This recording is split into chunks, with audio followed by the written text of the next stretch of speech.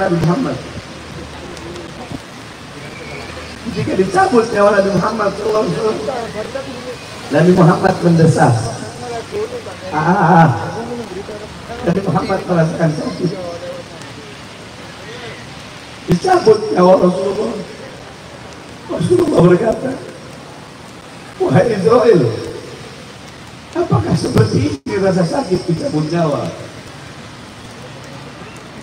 Israel berkata, ya Rasulullah, seperti inilah rasa sakit dicabut nyawa. Rasulullah menjawab, apakah rasa sakit seperti ini juga yang nanti akan dialami oleh umatku? Israel berkata, ya Rasulullah, bahkan lebih sakit dari ini ya Rasulullah. Mendengar itu Rasulullah menangis. Itu tangisan terakhir Rasulullah. Rasulullah mengangkat tangannya dan berdoa. Doa yang menutupi kepergian Nabi Muhammad. Doa yang menutupi wafatnya Nabi Muhammad. Tahukah kalian apa doa itu? Rasulullah mengangkat tangan dan berkata, Allahumma khaffif ala ummati fi sakratil maut wa thaqil alayya. Ya Allah, ya Rabb, ringankanlah sakratul maut umatku dan berikan seluruh penderitaan, seluruh beban, seluruh rasa sakit sakratul maut umatku, berikan dan limpahkan kepadaku. Biar aku yang menanggungnya ya Rasulullah, ya Allah. Mereka tidak akan kuat merasakannya, mereka tidak akan sanggup. Biar aku menanggung rasa sakit seluruh sakratul maut umatku. Aku pemimpin mereka, aku nabi mereka. Biar aku yang menanggung seluruh rasa sakit sakratul maut.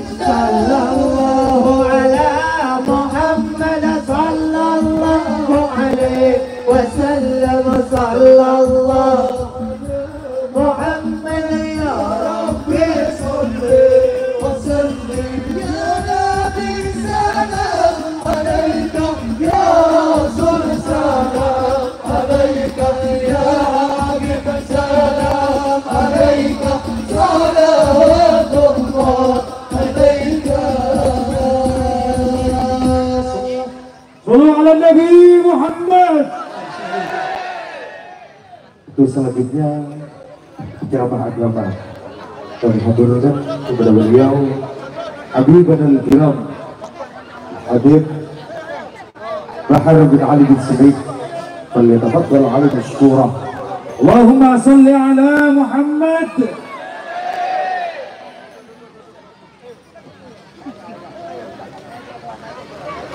Dimohon kepada semua hadirin untuk tidak beranjak dari tempat duduknya. Ini hujan rahmat insyaallah. Allahumma shalli ala Muhammad. Untuk jamaah dimohon untuk kembali di tempatnya. Kami mohon untuk kembali di tempatnya. Terima kasih.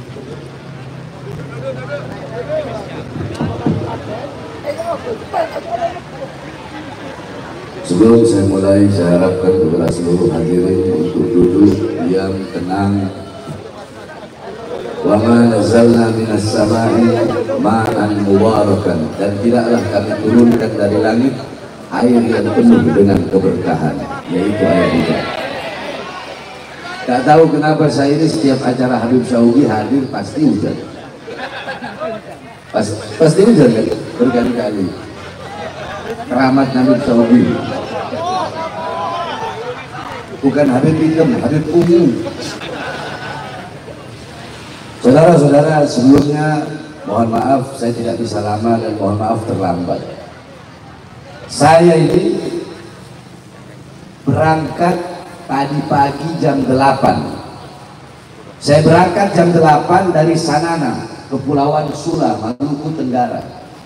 Pesawat jam 8 dari Kepulauan Sula langsung ke Ternate. Dari Ternate langsung ke Manado.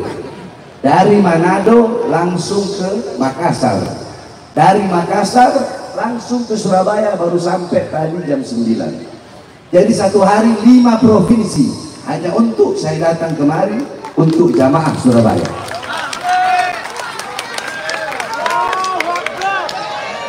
Jadi sebelumnya saya mohon maaf, saya tidak bisa lama. Tapi walaupun sedikit, insya Allah bermanfaat. Soalnya tadi saya bilang, saya kode Habib Syauqi. Beb, saya ceramah keras boleh nggak? Kata Habib Syauqi, jangan Beb. Saya senang bercanda dengan Habib Syauqi. Saudara-saudara, Assalamualaikum warahmatullahi wabarakatuh. Alhamdulillahil qawiyyi sultanu al-wadihil burhan wal mabsut fil wujud karamu ihsanu. Allahumma salli wa sallim wa barik wa karrim wa azzim ala nuril anwar wa sirril asrar wa tiryakil akhyar wa miftahi babil yasar sayyidina wa maulana Muhammadin al-mukhtar wa alihi al-athhar wa ashabil akhyar adada ni'amillah wa ifdalih amma ba'd. Saya cintai yang saya muliakan segenap para alim ulama, para habaib, para kiai, para asatid, para tuan-tuan guru, para tokoh masyarakat, segenap aparat pemerintah, wabil khusus guru kita Habib Syauqi As-Segaf, mudah-mudahan Allah panjangkan umur beliau.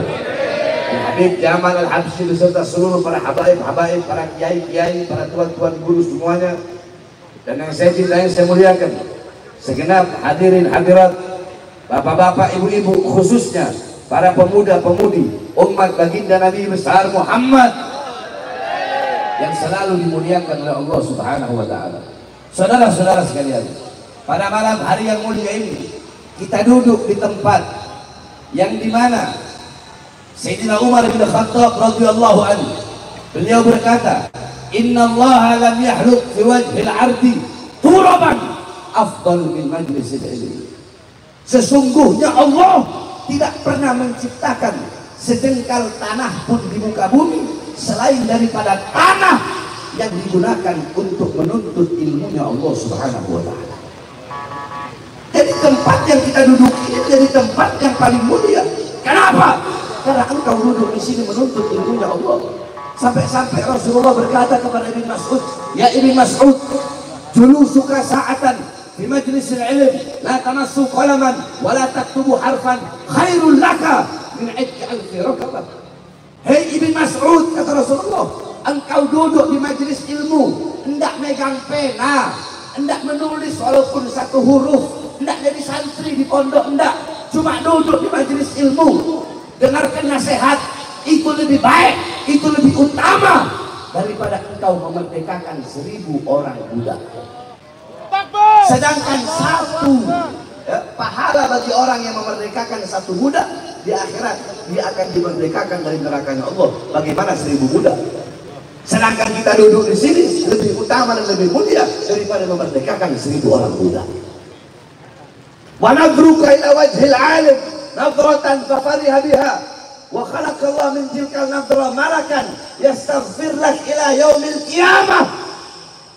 Dan ketika engkau duduk di majelis ilmu, memandang wajah para ulama, memandang wajah para kiai, memandang wajah orang-orang soleh dengan pandangan bahagia, pandangan cinta, pandangan kasih sayang, maka dari setiap pandangan itu akan Allah ciptakan malaikat yang memohon ampun atas dosa-dosamu sampai datangnya hari kiamat. Maka apakah ada perkumpulan yang lebih mulia selain dari perkumpulan-perkumpulan seperti pada malam hari ini? Apakah ada perkumpulan yang lebih mulia, yang lebih agung selain daripada perkumpulan Nabi Muhammad? Saudara-saudara, kalian duduk di sini ini untuk mengambil warisan Nabi Muhammad. Satu huruf daripada warisan Nabi lebih berguna bagimu, lebih bernilai, lebih berharga daripada dunia dan seisinya. Saya tanya, jawab semua yang keras. Apakah ada warisan yang lebih bernilai dari warisan? Apakah ada warisan yang lebih bernilai selain daripada warisan Nabi Muhammad? Ada apa tidak? Apakah ada warisan yang lebih berharga selain daripada warisan Nabi Muhammad? Ada apa tidak? Apakah ada warisan yang lebih bermanfaat bagimu di dunia dan di akhirat selain daripada warisan Nabi Muhammad? Tidak ada, saudara-saudara. Kalau kalian pengen tahu warisan Nabi Muhammad tidak mewariskan harta, pangkat, jabatan, tahta, kekuasaan, dinar, dirham, uang, emas, intan, permata, wanita. Bukan itu warisannya Nabi. Warisannya Nabi ilmu, amal, akhlak, adab, budi pekerti yang mulia, lemah lembut, berani. Nah, ini jangan dihilangin. Sebab kadang banyak ulama menceritakan kelembutan Nabi aja. Nabi itu lembut, Nabi itu berakhlak, Nabi itu beradab, tapi menghilangkan keberanian Nabi, menghilangkan ketegasan Nabi. Jadi warisannya Nabi bukan hanya kelembutan, tetapi juga ketegasan.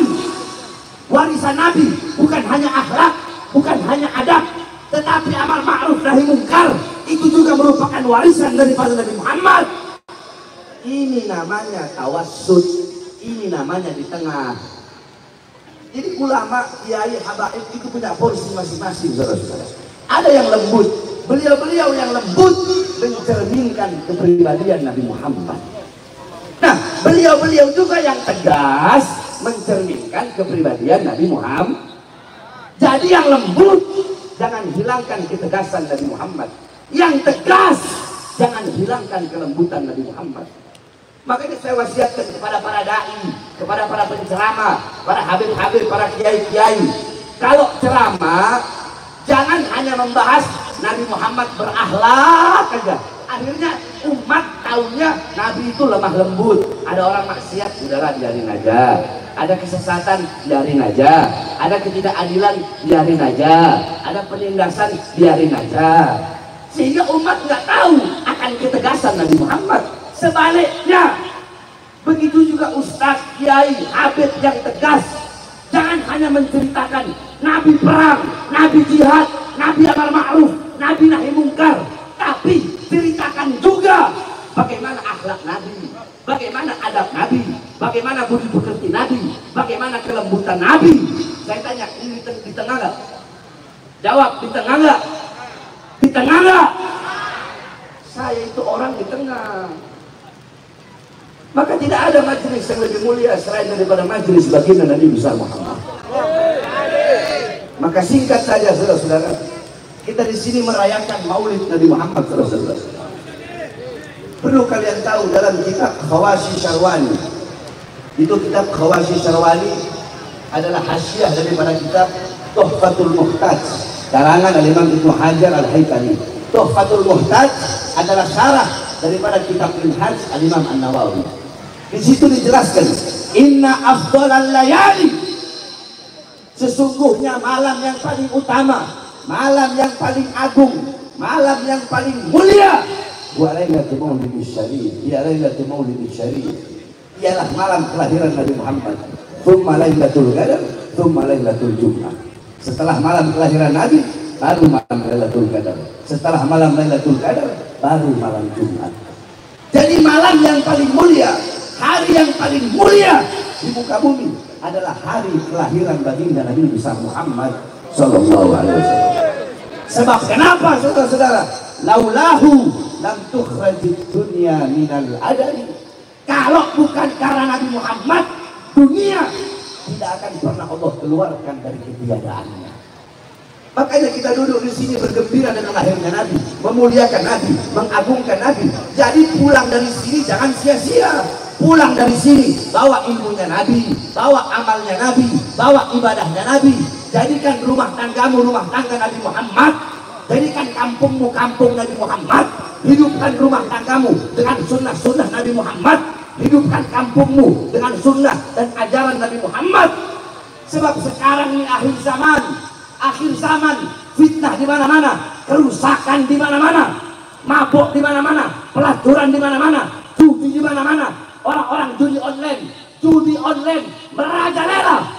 Bukan hanya di lapisan masyarakat bawah keracunan judi online, masyarakat menengah keracunan judi online, masyarakat atas keracunan judi online, rakyat, masyarakat, anak muda, orang tua, polisi, tentara, anggota dewan, pejabat, semua rata-rata kecanduan judi online.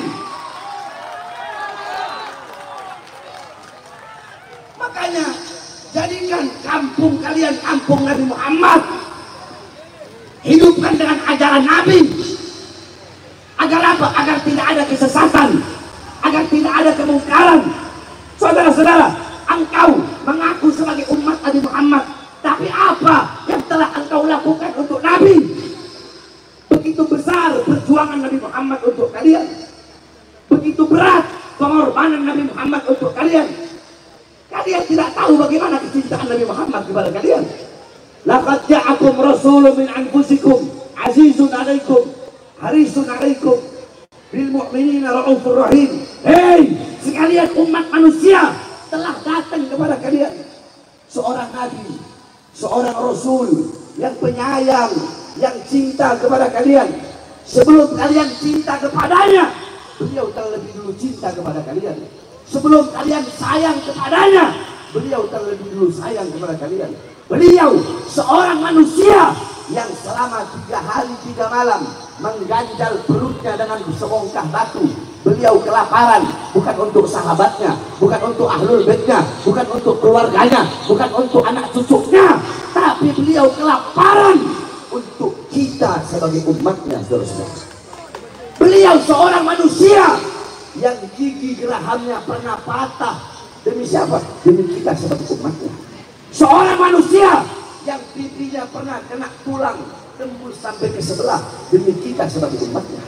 Seorang manusia yang ketika beliau pergi ke kota Taif, kalau ulama-ulama sekarang, pendakwah sekarang, mereka pergi ceramah ke sana, dakwah ke sana, disambut dengan karangan bunga, disambut dengan buah-buah, disambut dengan puji-pujian. Tetapi Nabi Muhammad ketika beliau ingin mendakwahkan Islam di kota Taif, beliau disambut dengan batu, disambut dengan hujatan, hinaan, cacian, makian. Kalau ada yang ngomong atau nggak ada yang fokus, saya berhenti sekarang. Saya udah bilang, saya nggak akan lama. Tolong fokus. Bu, ini air hujan, bukan api, bukan. Surabaya kota pahlawan, masa sama kena air hujan ini lembek.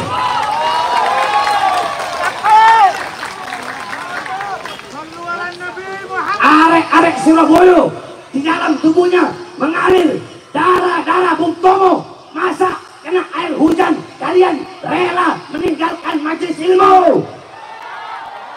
Siap bertahan,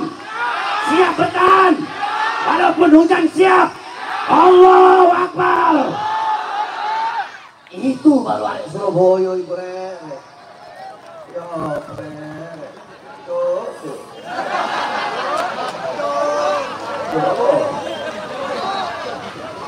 Perasaanmu apa besok muncul? Aku pondok nek bangun, jadi aku nek bangun. Jadi nek ngomong terus biasa mau bangun ngomong cancuk kok. Paham? Kita sampai lupa tadi sampai mana dulu? Bahasa apa tadi? Rasulullah, perhatikan. Rasulullah SAW, bagaimana kecintaan beliau kepada kalian? Perhatikan.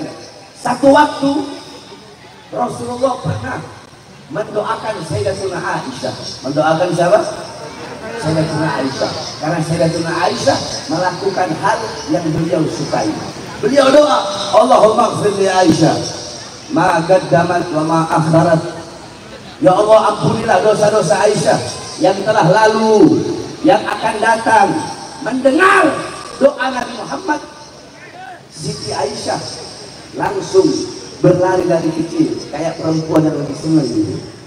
Kata Rasulullah, apakah kau senang wahai Aisyah? Ya, siapa yang tidak senang didoakan oleh makhluk mulia seperti itu?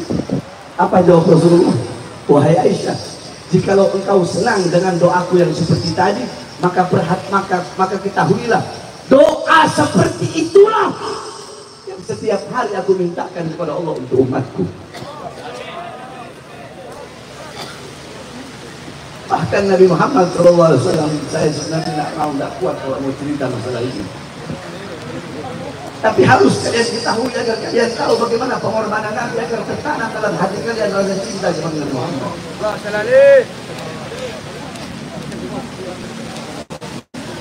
قال الإمام علي بن أبي طالب إن رسول الله صلى الله عليه وسلم في آخر نفسه حركت شفتيه مرتين فألقيت سمعي فسمعته يقول أمتي أمتي فقبض الرسول صلى الله عليه وسلم. Al-Imam Ali bin Abi Thalib beliau berkata, pada saat detik-detik terakhir nafasnya Rasulullah, beliau menggerakkan bibirnya dengan 2 kali gerakan. Aku dekatkan pendengaranku, aku dekatkan telingaku, dan aku melihat, aku mendengar beliau berkata, ummati, ummati, umatku, umatku. Kemudian wafatlah Rasulullah. Saudara-saudara, ketika itu Allah memerintahkan Jibril dan Israel. Allah berkata, wahai Israel, datanglah engkau dengan Jibril untuk mencabut nyawa kekasih yang paling kucintai, makhluk yang paling mulia, makhluk yang paling agung. Saat ini adalah saat-saat pertemuanku dengannya.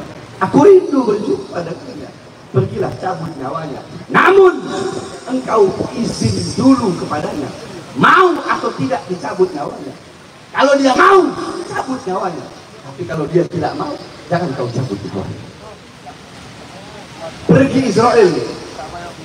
Ketika Israel berdiri di depan rumah Nabi Muhammad, ketika itu Nabi Muhammad sedang sakit, Israel mengetuk pintu rumah.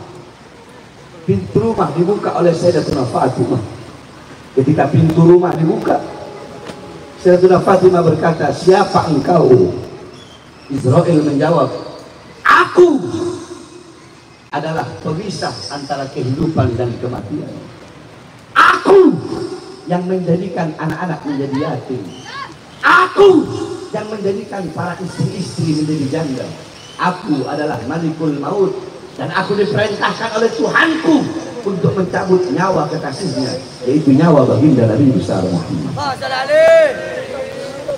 Siti Fatimah masuk dalam rumah menangis di pangkuan ayahnya dan berkata, wahai ayah, kau akan pergi meninggalkanku, kau akan wafat, nyawamu akan dicabut.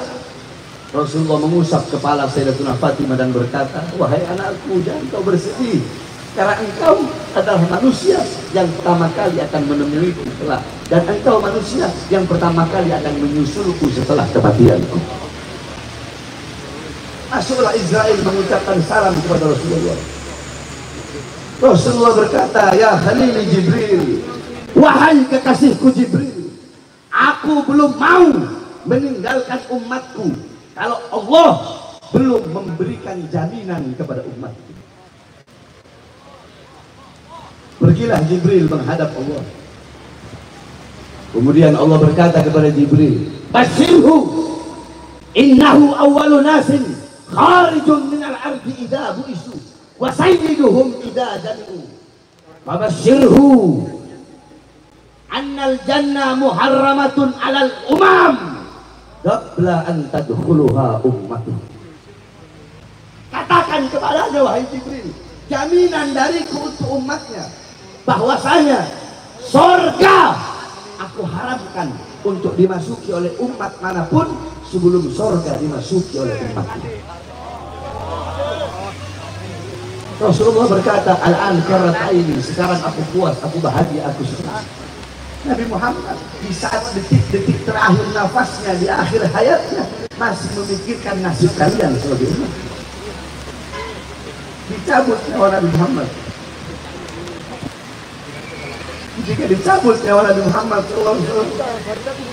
Nabi Muhammad mendesah,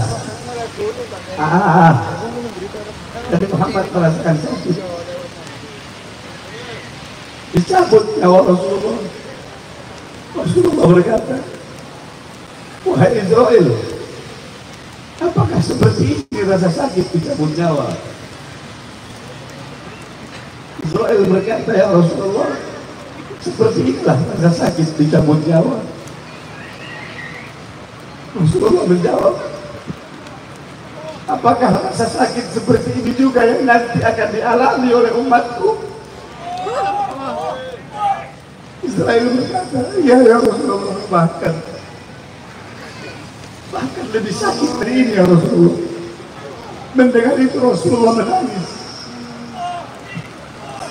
Itu tangisan terakhir Rasulullah. Rasulullah mengangkat tangannya dan berdoa. Doa yang menutupi kepergian Nabi Muhammad. Doa yang menutupi wafatnya Nabi Muhammad. Tahukah kalian apa doa itu? Rasulullah mengangkat tangan dan berkata, Allahumma khaffif ala ummati fi sakratil maut wa thaqqil alayya. Ya Allah, ya Rabb, ringankanlah sakratul maut umatku dan berikan seluruh penderitaan, seluruh beban, seluruh rasa sakit sakratul maut umatku, berikan dan limpahkan kepadaku. Biar aku yang menanggungnya ya Rasulullah, ya Allah. Mereka tidak akan kuat merasakannya, mereka tidak akan sanggup. Biar aku menanggung rasa sakit seluruh sakratul maut umatku. Aku pemimpin mereka, aku nabi mereka. Biar aku yang menanggung seluruh rasa sakit sakratul maut umatku. Apa yang telah kalian lakukan untuk Nabi Muhammad? Nabi Muhammad mengorbankan nyawa, jiwa, darah, pagi, siang, sore, malam berdakwah menyebarkan Islam, agar Islam sampai kepada kalian, agar iman sampai, agar ilmu sampai, agar ulama sampai, agar masjid sampai, agar kopiah sampai, agar baju koko sampai, agar sorban sampai, agar sarung sampai, agar akhlak sampai, agar adab sampai. Tetapi setelah itu semua sampai berkat perjuangan Nabi, malah kalian sia-siakan, malah kalian campakkan. Secara tidak langsung kalian telah melempar kotoran di muka Nabi Muhammad SAW. Maka apakah pantas kita masih bisa disebut sebagai umat Nabi Muhammad? Oleh karena saudara-saudaraku sekalian yang dimuliakan Allah, sekali lagi wasiat saya, gembirakan Nabi. Bagaimana cara menggembirakan Nabi? Dengan selalu hadir dan duduk di majelis-majelis yang menjadi warisan Nabi Muhammad, yaitu majelis seperti pada malam hari. Jangan jauh dari ulama, jangan jauh dari para ustadz, jangan jauh dari para kiai, jangan jauh dari para habaib. Jangan engkau mudah terprovokasi, jangan engkau dipecah belah. Jangan, jaga ukhuwah, jaga persatuan, jaga ukhuwah Islamiyah. Kita yang muslim disatukan dengan satu agama. Saudara-saudara kita yang bukan muslim, saudara-saudara kita yang Kristen, yang Buddha, yang Hindu, yang Katolik, walaupun mereka bukan saudara seagama, tapi mereka adalah saudara.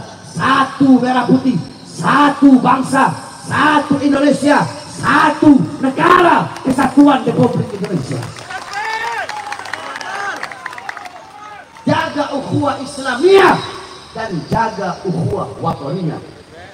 Jangan biarkan kera-kera bersorban memprovokasi kalian untuk memecah belah umat. Jangan sampai para kiai dan para habaib dipecah belah, diprovokasi oleh kera-kera bersorban yang mementingkan urusan-urusan perutnya. Apa yang sudah mereka lakukan untuk bangsa dan negara? Saudara-saudara, saya ini berkali-kali masuk penjara. Kenapa? Karena bela rakyat, bela bangsa.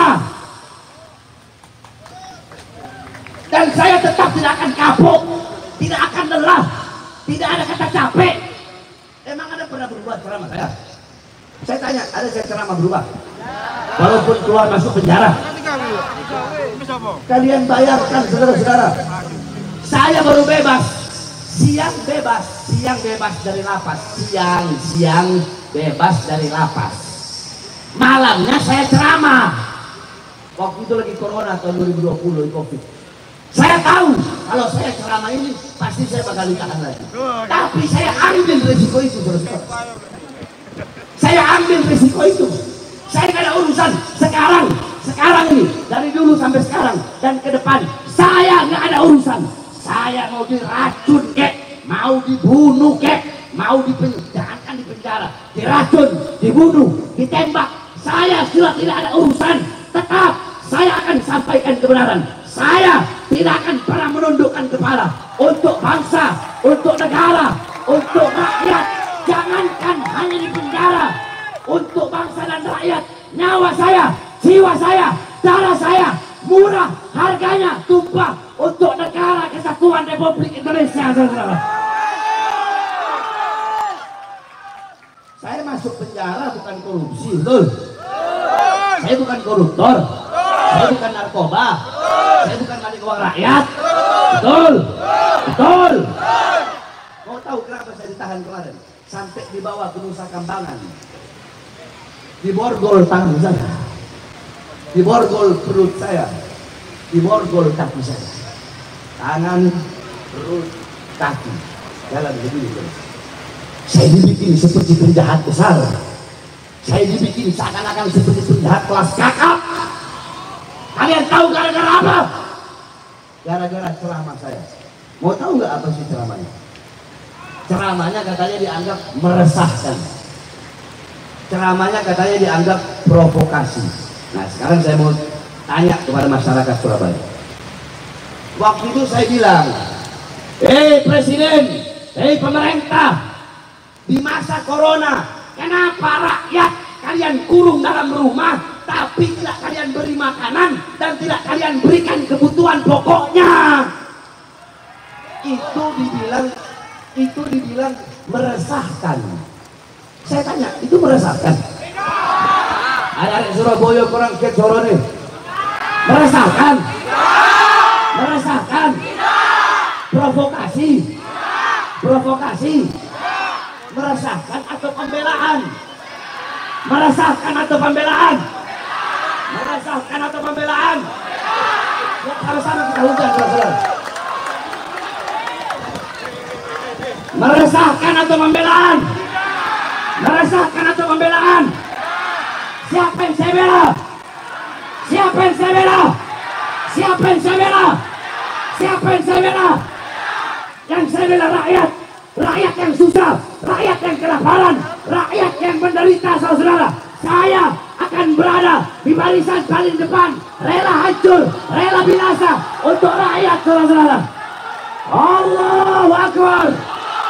Allahu Akbar. Indonesia merdeka. Merdeka. Merdeka. Merdeka. Allahu Akbar.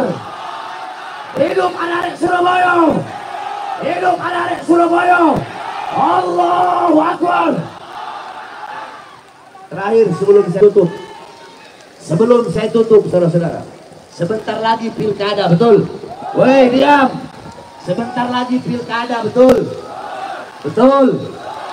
Saya ingin memberikan saran, siapapun calonnya, kalau ada 2 calon atau 3 calon atau 4 calon, maka pilihlah dari keempatnya atau ketiganya atau keduanya. Pilih yang kalau semuanya baik, pilih yang paling paham. Ada calon dua-duanya baik atau tiga-tiganya baik, empat-empatnya baik, maka pilih yang paling. Nah, andaikan ada calon 1, 2, 3 atau 4, empat-empatnya bangsat, empat-empatnya biadab, rusak, maka pilih yang paling ringan kebangsatannya. Paham? Kalau empat-empatnya buruk, berarti pilih yang paling ringan keburukan Yang penting jangan sampai hanya gara-gara beda pilihan kita saling terpecah belah, betul? Kita saling mencaci maki, betul? Saya tanya masyarakat Surabaya, siap bersatu? Siap bersatu? Siap bersatu? Siap lawan kezaliman? Siap lawan kemungkaran? Allahu Akbar! Sebelum saya tutup, terakhir wasiat saya, dengarkan baik-baik. Saya wasiatkan dan saya nasihatkan kepada engkau, wahai Jokowi. Wahai Jokowi, sebelum akhir masa jabatanmu, minta maaflah kepada rakyat. Minta maaf kepada rakyat yang selama ini kau bohongi, yang selama ini kau tipu. Kau berjanji memakmurkan rakyat, mensejahterakan rakyat, tapi yang makmur orang-orang asing. Rakyat dan pribumi Indonesia menjadi budak di negara kita sendiri. Sebelum akhir masa jabatanmu, minta maaf kepada rakyat, minta ampun kepada rakyat. Agar apa? Agar kelak di akhirat engkau tidak akan dituntut oleh rakyat dan masyarakat. Betul? Saya kasih nasihat begini kepada engkau sebagai presiden, bukan sebagai kepribadianmu sebagai Jokowi, bukan, tetapi sebagai presiden. Kenapa? Karena saya sayang dan cinta. Saya tidak mau kelak di akhirat engkau akan dimintai pertanggungjawaban dan dituntut oleh Allah Subhanahu wa Ta'ala. Paham? Paham? Makanya saya tanya supaya yang ada di sini, siap lawan ketidakadilan, siap lawan kezaliman, siap lawan kemungkaran, siap hancur di NKRI, siap mati di NKRI. Allahu Akbar! Indonesia merdeka! Merdeka! Allahu Akbar! Wassalamualaikum. Terakhir, sebelum saya tutup, Habib kenapa nggak mau bahas nasab? Habib kenapa nggak mau bahas Kenapa nggak mau bahas nasab? Saudara-saudara, ketahuilah, ketika ada anjing-anjing yang menggonggong seekor singa, tidak akan meladeninya. Tahu kenapa? Karena auman singa terlalu mahal untuk meladeni gonggongan-gonggongan anjing. Wassalamualaikum warahmatullahi wabarakatuh.